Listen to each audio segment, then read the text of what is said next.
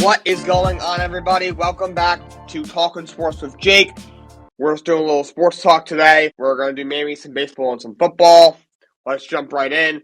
Standings for baseball. American League Central, Guardians still in the lead over there. In that just very, very weak division. Guardians 9 games over 500, good for first place in that division. They are 3 games ahead of the White Sox, and then the Twins are also 5 back. Twins are really struggling. They're 5 back. White Sox have jumped into second place in that division. They're 3 games out.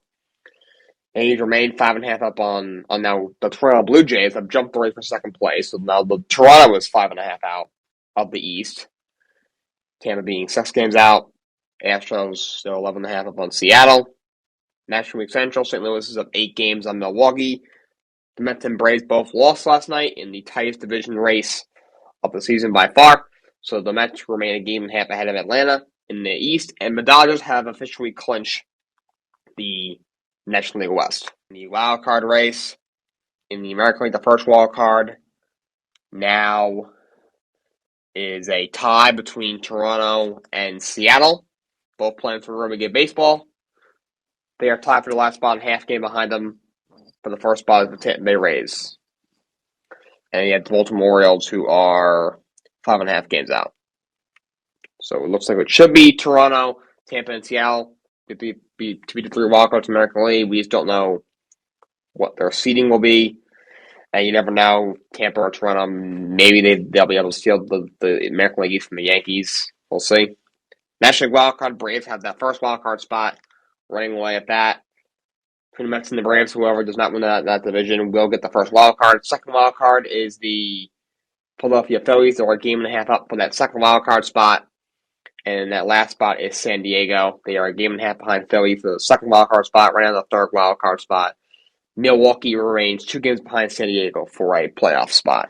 That's all we got for baseball. Of course, the awards, picks watch is on.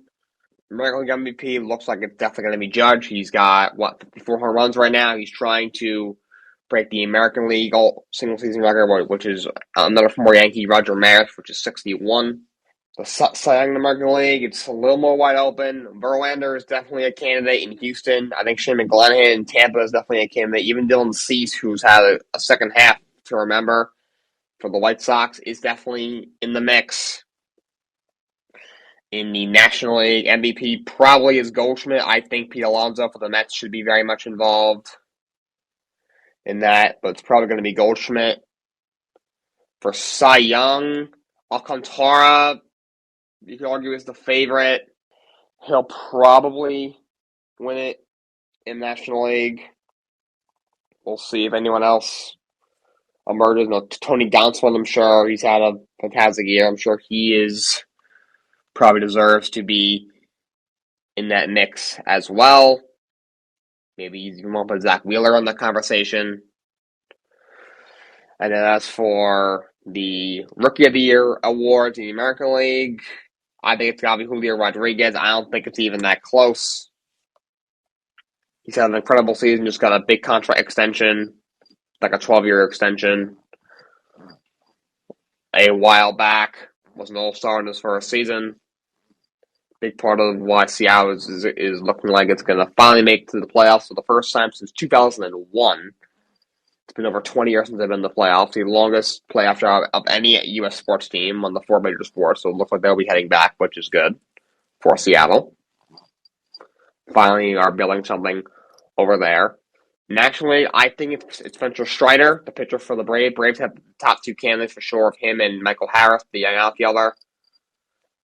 The Braves have 3 rookies who have contributed a lot. They have Spencer Strider, who's probably been their third best starter behind Max Fried and Cal Wright.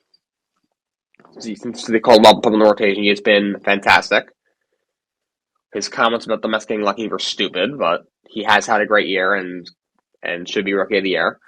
And Michael Harris, who only reason he got time because Ronald Acuna was hurt to start the year. They had some injuries in the outfield, so they called him up. They put him in there, and he's played really well. He's stayed in the lineup pretty much every day.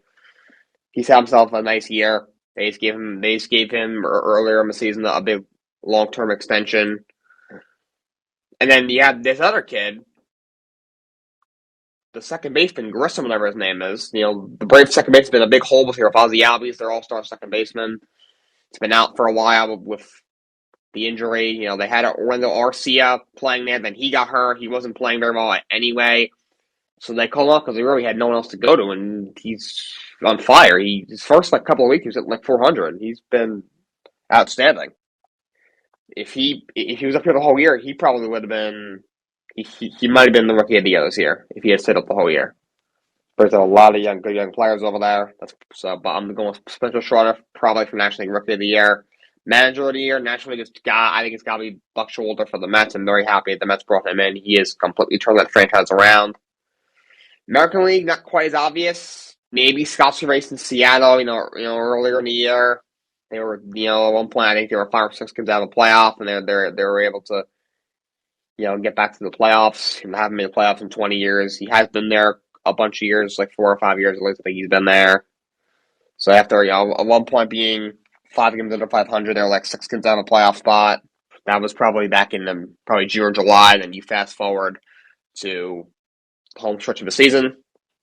They are 79-61. They are 18 games over 500, and they are heading to the playoffs. He might have a shot at it. They've had dealt with a lot of injuries as well, so maybe you can say that. But other than that, I like what Dusty Baker has done with Houston, but it's nothing out of the ordinary. We knew Houston was going to be a top team in the league this year. At least I felt they would be. You ain't giving it to Aaron Boone. This team the Yankees are freaking collapsing. I know the Guardians were not expected to win their division, but if they win 88 games and win their division, is that really that impressive? I don't really think it is. So I guess I'll say Scott Servais probably for American League Manager of the Year. Those are my work picks right now.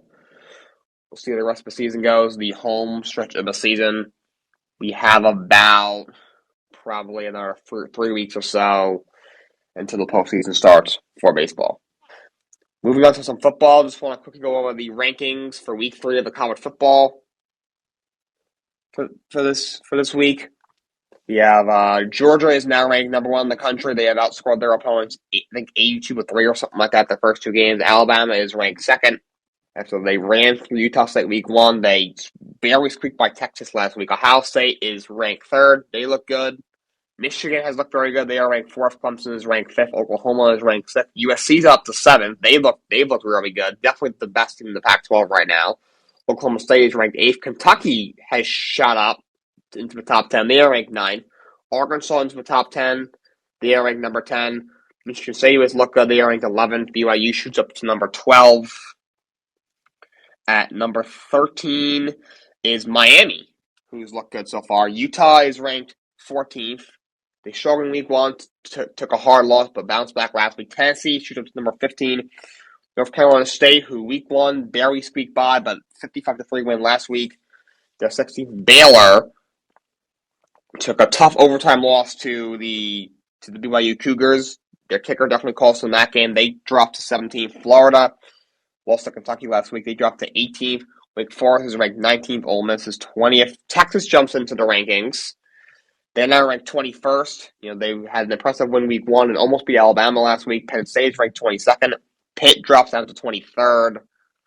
Texas A&M plummets to number 24. Moving to Appalachian State in Oregon, who did bounce back after a tough week 1 loss to Georgia, losing 49-3. They are hanging in there at number 25. Now on to the NFL. Want to go over some injuries. Let's go over probably the biggest one, arguably. Dallas Cowboys starting quarterback Dak Prescott. He came out of their 19-3 loss to the Tampa Bay Buccaneers very late with a hand injury or a finger injury, and it was revealed that he needed to have thumb surgery on his right thumb, which is his throwing thumb, the thumb on his throwing hand. He's expected to miss 6 to 8 weeks. That was the timeline that came out. That being said, their owner, Jerry Jones, says he believes that Dak Prescott can return in the next 4 games, and he will not go into reserve. So he's out, looks like at least 4 games, probably 6 to 8 weeks. I heard probably week 8, week 9 he should be back by. Probably should be able to get back by the front of that timeline. And Jerry Jones thinks 6 to 8 weeks. It honestly looks like it appears to be a little bit. too much. He thinks he can return 4 games, while the timeline says 6 to 8 weeks. Their head coach, Mike McCarthy, came out and said that they do plan to make a move for a quarterback. Their only quarterbacks they have are Cooper Rush, who only has 1 career start under his belt. He started the game last year when Dak Prescott was out with an injury. He missed 1 game last year with an injury. Cooper Rush started, and he actually played pretty well. He did not look very good in the couple of series he played on Sunday night against Tampa. That being said, the entire team looked bad against Tampa. Tampa has a great defense. They have a great team, and it was only a couple of series in garbage time. So, Jerry Jones did say in the post game that he said Cooper Rush will have to step up. So he didn't officially say Cooper Rush was starter. Did not say they would go out and get somebody. They would go out and make a move. But he hinted that Cooper Rush will be the starter. But then McCarthy said they plan to make a move. Whether that's for a guy who's going to come in and start for the next 6 to 8 weeks, or it'll be a guy that's going to be there for depth in case something were to happen to Cooper Rush. If he were to get hurt, and then they really get screwed. Only other quarterback they have is Will Greer, who I think has 2 or 3 career starts, and he was absolutely horrible on them for Carolina, ex-Virginia quarterback. Is really a guy who probably doesn't even deserve to be in the NFL. Is their only other quarterback they have besides Cooper Rush right now, with Dak Prescott on the shelf. We'll see, so maybe they'll just bring in a guy for depth. Could they, scoop up a guy like Josh Rosen for depth? God forbid something happens to Cooper Rush. Cooper Rush goes out there and he's so bad. All right, we need to just do something. Or could they make a move for a guy who's going to come in here and start and hopefully keep them afloat until Dak gets back? A name that has popped up has been Jimmy Garoppolo. Of course, Trey Lance is now our starter, so it appeared that going into the offseason he would be moved. Was not moved. I think it was a combination of no one wanted to pay Jimmy Garoppolo, who, although not a bad quarterback, he's a very average starter, I would say. $24 million, I think, for an average to above average starter. Seemed like a little much coming off the shoulder surgery. Was not able to throw until the first week of training camp, so they weren't sure. Would that surgery linger into the season? Who knows? Maybe if someone was bringing him in, they wanted him to be a bridge quarterback. Maybe they wanted him to be on the contract for multiple years and not for 1 year. They want him to restructure. What he willing to do that? If they're bringing him in to try to win games, can they win with the pieces that the team that he's going to has? How they just adjust to a new situation. You don't know.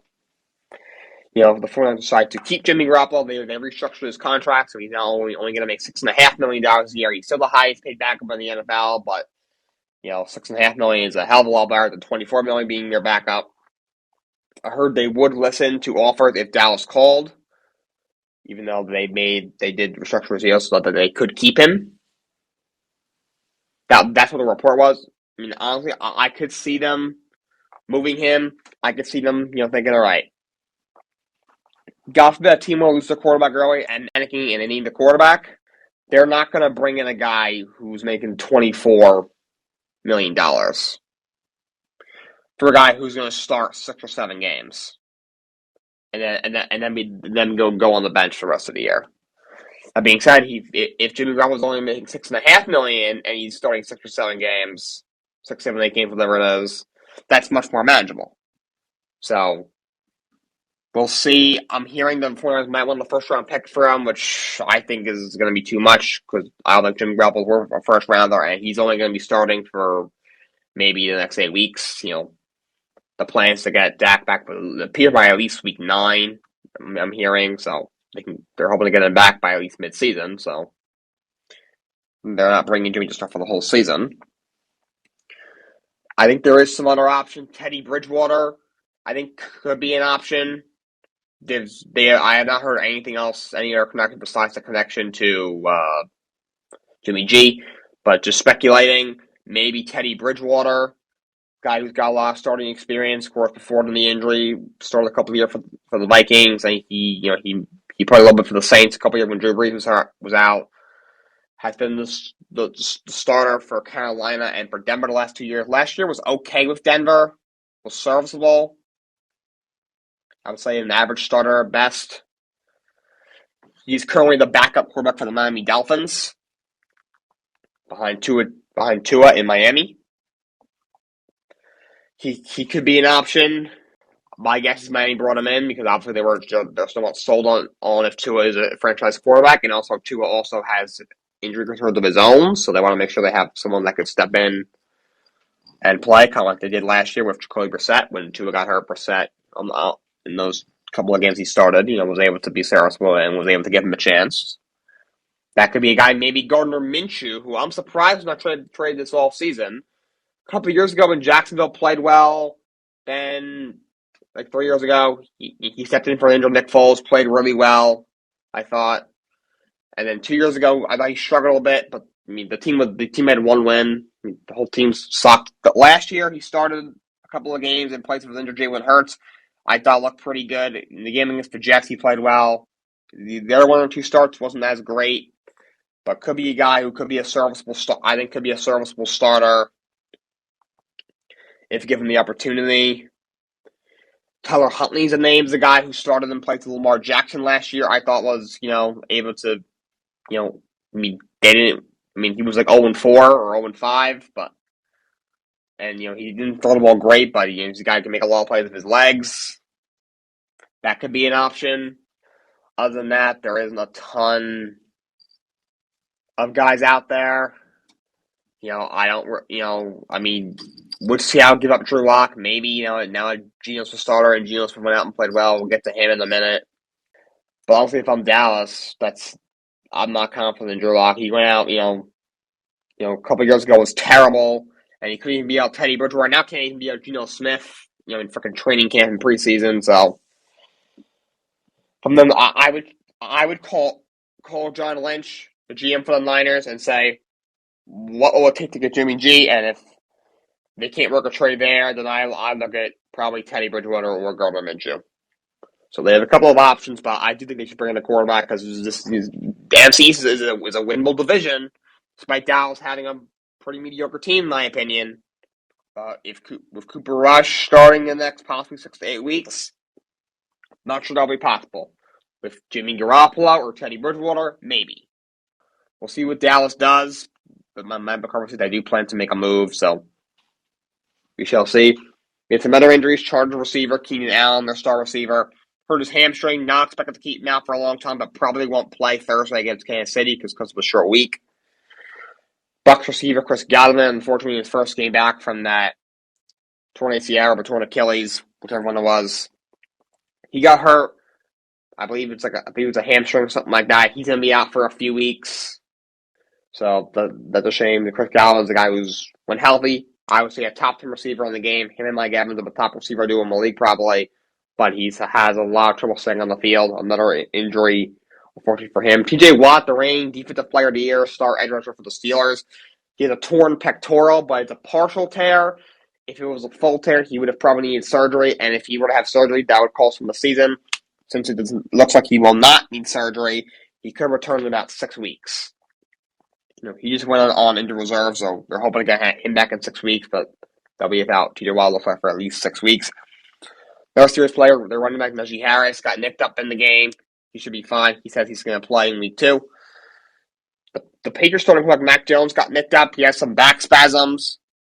They got a little worried because he needed an MRI, but they came out pretty clean. He had back spasms, nothing about that throughout the week. Looks like he'll be fine. Elijah Mitchell, the 49ers starting running back, had a great year as a rookie last year when healthy. Another injury for him. He's got a sprained MCL, probably out about 2 months. So tough break for Elijah Mitchell, who had a great year last year, but also had some injury concerns, and the injury bug bites him again.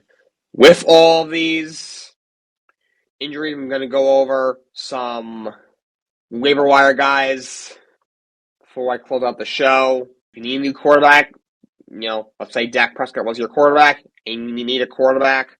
In a lot of leagues, Jameis Winston is available. He played pretty well against Atlanta. Jameis, he's looked a lot better in New Orleans than he did in Tampa. He's got some nice weapons. Michael Thomas had a really good game in his first game back from injury. He had a 2-touchdown game, caught 5 catches, had over 50 yards. Jarvis Landry, 7 catches, 114 yards. You got Chris Olave there. Alvin Kamara, of course. So I think he could be a possible option. on waivers. You need to pick up a quarterback if you did lose Dak Prescott. A lot of people are hearing pick up Matt Ryan. Could get you 15 or 16 points. Maybe a little safer, but Jameis might be a little more riskier. But when he does boom, I think Jameis will give you the best production of any quarterback that's currently on the waiver wire. Like I said, when he busts, that could be a really bad game for Jameis. But Jameis Winston is probably the top quarterback on the waiver wire, in my opinion. I think a guy you should look at is Jeff Wilson. Obviously, Raheem Mostert is now in Miami, and now you have Elijah Mitchell on the shelf, possibly for about 2 months. Although Trey Lance can make a lot of plays with his leg, Deebo Samuel, he was used as a running back a bunch in week 1. Obviously, we're going the whole thing of him not wanting, to be traded. It was rumored he didn't want to be used as a running back, but they used him as like last week. I haven't heard of any problems. But with our top back, Jeff Wilson, when he's gotten playing from the last few years, has been pretty solid. He'll be their top back for the next 8 weeks or so. So I think he's the guy that you should pick up. Are you starting this week? I'm not sure. But he's definitely a good guy to have on your roster until Elijah Mitchell gets back. A couple of receivers. Curtis Samuel had a big game week 1. He looks like a guy that Carson Wentz may look to throughout the season. He's, you could argue he's only the third receiver because obviously you have Terry McLaurin as your number 1, and you drafted Jahan Dotson in the first round, but played really well in week 1. They put up like 21 PPR points. Definitely a guy that you should pick up. If you lost Keenan Allen, if he's playing Thursday, which is annoying. You're like, all right, what do I do? Do I, take him out? He's probably not going to play Thursday, but do I take him out now and put somebody in there? Do I wait until the official injury report comes out Thursday, and then just make sure you're monitoring that? Don't forget to take him out, and then swap him out. Should I pick somebody up now? If Carson's available, I would scoop him up, and if Keenan Allen is out and you have to sit him Thursday, Samuel's a good guy to put in for him. He had a nice game. 8 catches, 55 yards on the score. So that's about 17 or 18 and a half PPR points. Good. Another receiver who could be a guy who pick up is Devin Duvernay, who had 2 touchdowns against the Jets in week 1. I know the Jets are terrible, and yes, he only had 4 catches, and 2 of them were touchdowns. Gotta remember, the Ravens receiver room is very thin. You trade Marquise Brown, your top receiver, away in the offseason. Didn't have his home depth to begin with. Outside of Rashad Bateman, first runner last year, without playing ball as a rookie, when healthy. You have him there. Outside of that, and of course, Mark Andrews, their tight end. It's Devin Duvernay. And you got J.K. Dobbins, who did not play week 1. Not sure if he'll play week 2. Good chance he'll probably be limited, I have a feeling. A young running back coming off a torn ACL. Could be limited at first. Gus Edwards is out until at least week 4. So right now your top 2 backs are Mike Davis and Kenyon Drake. Drake's more of a pass catcher. And Mike Davis honestly is as well. He's definitely not a third down back whatsoever. I don't think he's that good, to be honest. He got benched for Cordell Patterson last year. Duvernay, could be, I'm not sure. Some people are already throwing him into the starting lineup already. I'm not sure if I would throw him in just yet because he was touchdown dependent. If he would have had about 9 points, if not have his touchdowns. That being said, even still, 9 points for Duvernay was even above expectations. And of course, you had him 2 touchdowns. He had 21 and a half PPR points. That's very, very good. So definitely pick him up. And, there's better options to start this week than Duvernay. He was very touchdown dependent week 1. But if you're in a pinch, Keenan Allen's out, you don't see Curtis Samuel available, the options on your bench aren't good, and you're in a pinch, he's definitely an option. Because remember, he's the number 2 receiver right now, and if he can, guy who I did like coming out of college draft a couple years ago in the middle rounds, it's a good speed threat. Like I said, Dobbins might not play week 2. If so, he'll be limited. Gus Edwards is out. They're, of course, Lamar runs a lot, but they're going to have to throw the ball a little bit more. Probably they want to because of their injuries to their backs right now. So for the next couple of weeks, Devin Duvernay could be a good play. Taysom Hill actually had a nice week. He has tight end eligibility. Honestly, if he's available, he's not a bad guy to have. If you were need a tight end, obviously if you have George Kittle, he didn't play in week 1. If I'm thinking he'll be back week 2, but if he's not, and whoever you took his place for you guys last week didn't show up, you're not confident. Taysom Hill, you never know how much he's going to play. He only had one catch this past week, but he took a few steps at quarterback, and he did have 81 yards and a touchdown as a quarterback. So he's a guy, if you can fit him in at tight end, obviously you can, but in ESPN you want to throw him in there at flex if you're really short on options. He could be a guy that he might need a little bit of luck, but he could be a guy that puts up decent points. Think about it. He got 81 yards on the score plus the one catch. That's what 50 PPR points right there. So he could be a guy that you look at. So those are my guys you should look at on the waiver wire. That's all I got for you guys today. Until next time, so long and have a great day.